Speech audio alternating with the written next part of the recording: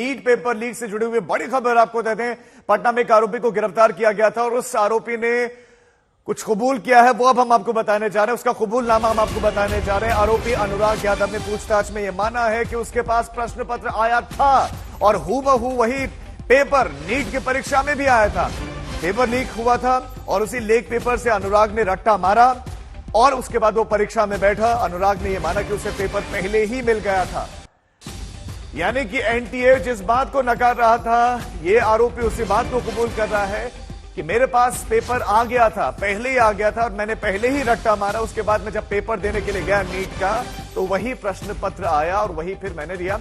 100% वही प्रश्न पूछे गए थे जो मेरे पास पहले से थे। यह अनुराग यादव वही शख्स है जिसे पटना सरकारी गेस्ट हाउस में ठहराया गया था। मंत्री जी उस रजिस्टर में उसके नाम के आगे लिखवाया हुआ था। अब ये मंत्री जी कौन है तो जांच का विषय, लेकिन एनटीए सवाल यह है कि जिस बात को नकार रहा था अब वही बात स्वीकारी है अनुराग नाम के इस आरोपी ने, जिसके पास वो प्रश्न पत्र पहले पहुंच गया था। यानी कि पेपर लीक के जो आरोप लगाए जा रहे थे, जो स्टूडेंट्स की, जो अभ्यर्थियों की शिकायत थी, अनुराग यादव के इस कबूलनामे से वो सच साबित होता है। सवाल यह कि अब ऑन एनटीए को क्या चाहिए। शिकायतें बहुत सारे इस मामले में, लेकिन एनटीए अब तक कोई बड़ा एक्शन नहीं लिया है। यूजीसी नेट की परीक्षाओं को पेपर लीक की आशंका के मद्देनजर रद्द कर दिया गया और वही मांग अब यही की जा रही कि रद्द नीट पेपर लीक मामले, नीट के पेपर को लेकर भी होना चाहिए कि काउंसलिंग में जाने से पहले इसको रद्द किया जाना चाहिए, रीनीट होना चाहिए, एक बार फिर से एग्जाम होना चाहिए। लेकिन ये अनुराग यादव का बहुत बड़ा कबूलनामा है। सुप्रीम कोर्ट में इस मामले की आज एक बार फिर से सुनवाई होने वाली है। कई दिनों से सुनवाई चल रही है।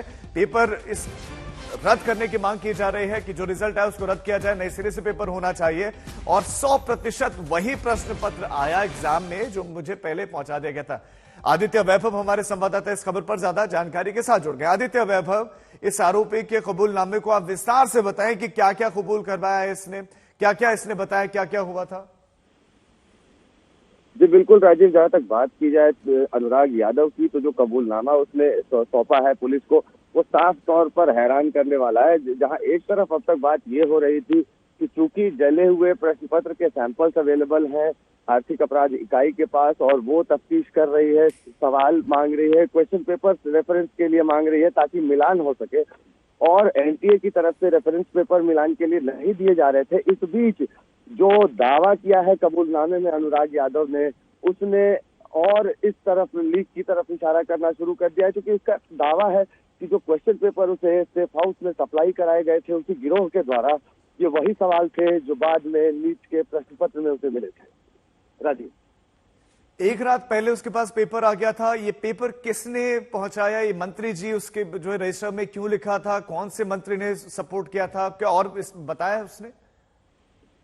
जी जहां तक बात की जाए मंत्री वाले एंगल की, तो मंत्री वाले एंगल पर अब खुद सियासत शुरू हो चुकी है। जहां कल एक तरफ deputy chief minister Vijay Kumar Sinha ने खुद तेजस्वी यादव के एक निजी स्टाफ का नाम लिया और साफ तौर पर कहा कि इनके कहने पर यह सब कुछ हुआ था। वहीं दूसरी तरफ अब जिस तरह के बयान सामने आ रहे हैं, देखना ये होगा कि आखिर कौन थे वो लोग जिनकी वजह से ये क्वेश्चन पेपर लीक को अंजाम दिया जा सका। और सबसे बड़ी बात ये भी कि क्या सिर्फ पटना में ही लीक हुई थी? कि तेजस्वी यादव के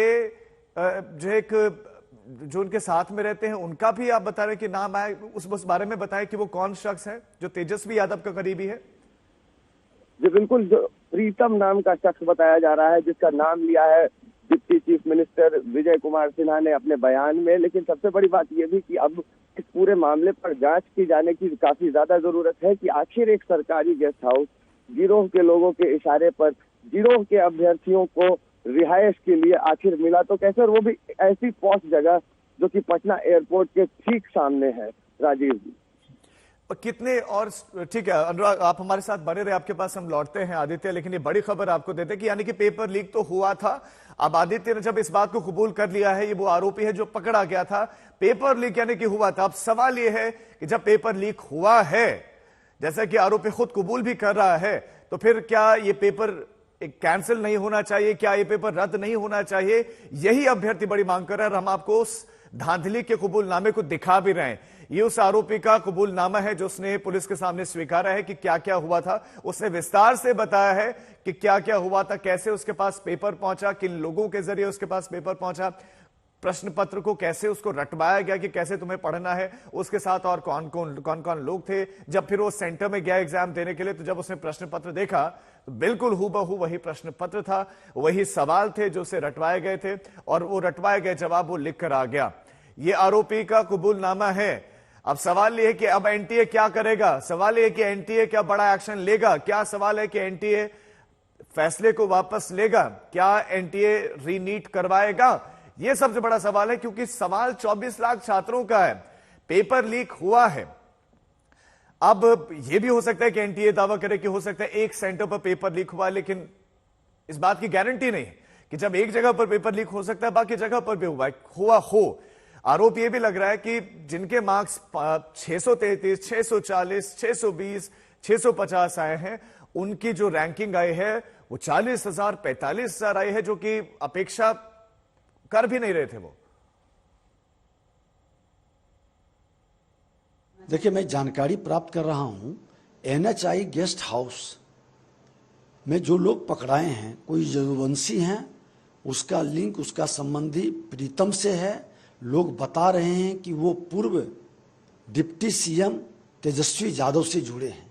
ये पूरे मामले की जानकारी प्राप्त हम कर रहे हैं, और हमारे विभाग के अंदर चुनाव के कारण बहुत लोग की जानकारी भी हम लोग नहीं प्राप्त कर पाए हैं।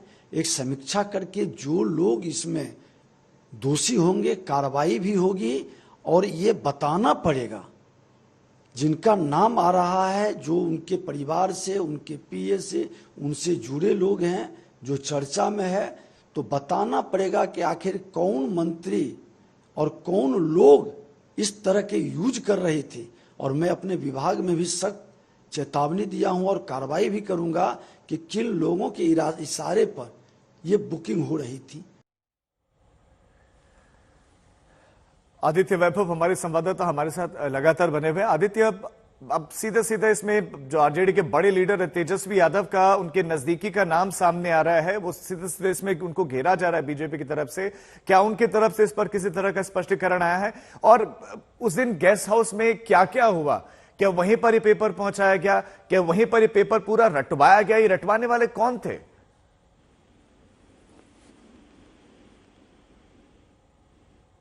आदित्य, आवाज मिल रही है आपको? दोबारा हम अपनी संवाददाता का रुख करेंगे, लेकिन जो आरोपी का कबूलनामा है उसमें यही कहा जा रहा है कि गेस्ट हाउस में था, उसमें मंत्री जी लिखा हुआ था, अनुराग यादव वहां पर गया, अनुराग यादव के पास एक रात पहले पेपर आ गया, ये उसने स्वीकार किया है, और उसके बाद एग्जाम देने के लिए गया तो वो हूबहू प्रश्न पत्र आया, और उस जो है रिजल्ट वो जो है वही लिख कर भी आया है। लेकिन उस दिन गेस्ट हाउस में हुआ क्या क्या, उससे जुड़ी हुई एक रिपोर्ट आपको दिखाते हैं।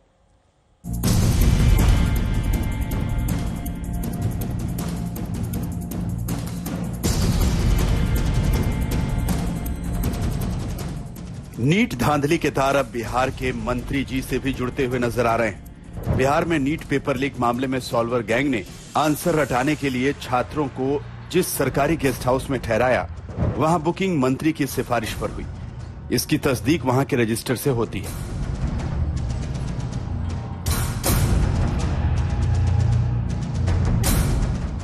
आज तक की तफ्तीश में सामने आया है कि एनएचआई गेस्ट हाउस के रजिस्टर में गेस्ट की एंट्री जिस छात्र अनुराग यादव के नाम पर हुई, उसके आगे ब्रैकेट में मंत्री जी लिखा है। मंत्री जी का लेटर नंबर 420 दर्ज है। अब सवाल है कि सॉल्वर गैंग और उसके सरगना सिकंदर की मदद कौन से मंत्री कर रहे थे? किस मंत्री की चिट्ठी को लेकर सॉल्वर गैंग ने गेस्ट हाउस बुक कराया? क्या मंत्री जी को इस धांधली और पेपर लीक की जानकारी थी? क्या मंत्री जी को पता था कि गेस्ट हाउस का इस्तेमाल किस लिए होगा? द्वारा आयोजित की गई नीट 2024 परीक्षा को लेकर जो कह सकते हैं कंट्रोवर्सी थी, वो अब भी जारी है। और सबसे बड़ी बात ये कि इस सब के बीच जो खबर आ रही है वो ये है कि एनएचएआई के इंस्पेक्शन बंगलो, निरीक्षण गृह का यूज किया गया था लोगों के द्वारा। और सबसे बड़ी बात ये सामने आ रही थी कि जो जूनियर इंजीनियर थे सिकंदर प्रसाद यादवेंदु, उसने अपने रिश्तेदार जो कि अभ्यर्थी भी था अनुराग यादव, उसके नाम से एक कमरा बुक कराया था, जिसकी चेक इन दोपहर 12:40 की गई है। अनुराग यादव वही अभ्यर्थी है जिसे गिरफ्तार भी किया गया है। दावा है कि एनएचएआई के दफ्तर में इसलिए उसे ठहराया गया था ताकि इसे बाद में तय जगह पर ले जाकर नीट के लीक हुए पेपर से सवाल दिखाकर जवाब रटाया जा सके। पटना में जेल भेजे गए अभ्यर्थी ये कबूल कर चुके हैं कि उन्हें नीट परीक्षा से 4 घंटे पहले प्रश्न पत्र और उत्तर मिल गए थे। इसका प्रिंट आउट लिया गया और 5 मई को सुबह 10 बजे रटना शुरू किया गया। Anurag Yadav NEET paper leak मामले के मास्टरमाइंड सिकंदर यादवेंदु का रिश्तेदार है। सिकंदर ने ही अपने रिश्तेदार और दूसरे अभ्यर्थियों को 30 से 40 लाख लेकर आंसर सीट रटाने के लिए गेस्ट हाउस बुलाया। ये सिकंदर यादवेंदु है जिसकी बेटी एमबीबीएस कर चुकी है। सिकंदर का बेटा बीएससी एग्रीकल्चर कर रहा है। सिकंदर का दामाद यूपी के एक मेडिकल कॉलेज से एमबीबीएस करने के बाद पीजी कर रहा है। नीट पेपर लीक मामले में मास्टरमाइंड सिकंदर यादवेंदु ने कबूल किया कि उसकी मुलाकात अमित आनंद से हुई, जिसने उसे बताया कि वो नीट, बीपीएससी और यूपीएससी की परीक्षा के प्रश्न पत्र लीक करके बच्चों को याद करवाकर पास करवा देता है। इसके लिए 30 से 32 लाख रुपए लगते हैं। ये जो रजिस्टर मेंटेन किया जाता है, ये वही रजिस्टर है जिसमें एंट्री और एग्जिट का, चेक इन और चेकआउट का सब लेखा जोखा रखा जाता है। और आपको सीधी बात दिखा रहे हैं, सीधी तस्वीर जिसमें लिखा है 4 मई की तारीख है और जो दूसरा चेक इन किया गया है एनएचएआई के निरीक्षण गृह में, वो किया गया है अनुराग यादव के नाम से। सबसे बड़ी बात ये कि जो सूचना दी गई थी सिकंदर प्रसाद यादवेंदु के द्वारा अपने फर्द बयान में, उसमें साफ तौर पर उसने बताया था पुलिस को कि आयुष राज, अनुराग यादव, शिवनंदन कुमार, अभिषेक कुमार और इन सब के साथ अनुराग यादव की मां रीना कुमारी के रहने की व्यवस्था यादवेंदु ने इसी निरीक्षण गृह में की। नीट पेपर लीक मामले में बिहार पुलिस ने 4 अभ्यर्थी समेत 13 लोगों को गिरफ्तार किया। तफ्तीश के दौरान जले हुए प्रश्न पत्र के टुकड़े भी मिले। दावा है कि जले हुए पेपर के टुकड़े वही थे जो नीट परीक्षा में आना था। जांच तब तक बिहार पुलिस से आर्थिक अपराध शाखा ने अपने हाथ में ले ली और उसने एनटीए से कहा कि असली पेपर दे दीजिए ताकि जले पेपर्स की एफएसएल जांच कराई जा सके। आदित्य वैभव, पटना, आज तक।